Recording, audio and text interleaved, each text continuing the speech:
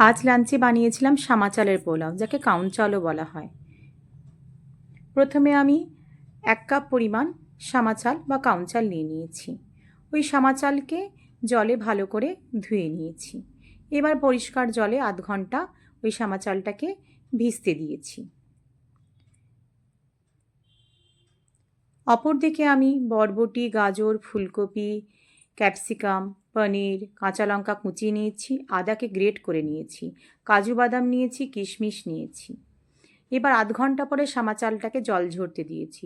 ফ্যানের তলায় বা রোদে রাখিনি কিন্তু, একদম এই রকম হয়ে যাবে ঝরঝরে। এবার কড়াই গরম করে সাদা তেল গরম হতে দিয়েছি। সাদা তেল গরম হয়ে গেলে ওর মধ্যে জিরে আর তেজপাতা ফোড়ন দিয়েছি।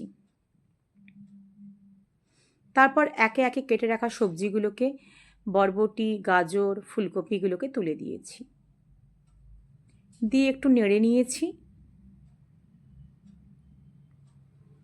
তারপর পরিমাণ মতো লবণ যোগ করে দিয়েছি।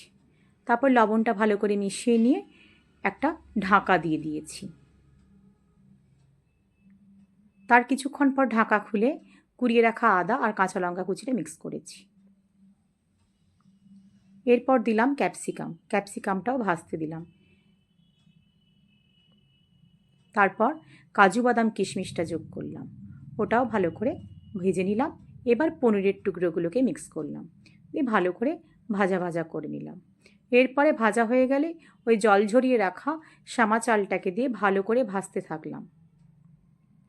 একটু ভাজা ভাজা হয়ে এলে যে কাপের পরিমাণে আমি সামা চাল নিয়েছিলাম ওই কাপেই 2 কাপ জল নিলাম। আমি 1 কাপ সামা চাল নিয়েছিলাম, সেই জন্য 2 কাপ জল দিয়েছি। জলটা ফুটে উঠলে একটা ঢাকা দিলাম, আর গ্যাসের ফ্লেমটা লো টু মিডিয়াম রেখেছি, দিয়ে 12 থেকে 15 মিনিট চাপা দিয়েছি। তাহলেই দেখবেন একদম সুস্বাদু সেদ্ধ হয়ে যাবে আর ঝরঝরে হবে। এবার 1 চামচ ঘি যোগ করে ভালো করে ঘিটা গলিয়ে মিক্স করে নিলাম। তারপর গ্যাসটা অফ করে দিলাম। 10 মিনিট স্ট্যান্ডিং টাইম দিলাম, তাহলেই একদম দেখবেন ঝরঝরে সুন্দর পোলাও রেডি হয়ে যাবে। আমি দইয়ের রায়তা আর শশার স্যালাড দিয়ে সার্ভ করেছি। খুবই টেস্টি, সম্পূর্ণ নিরামিষ সামা চালের পোলাও।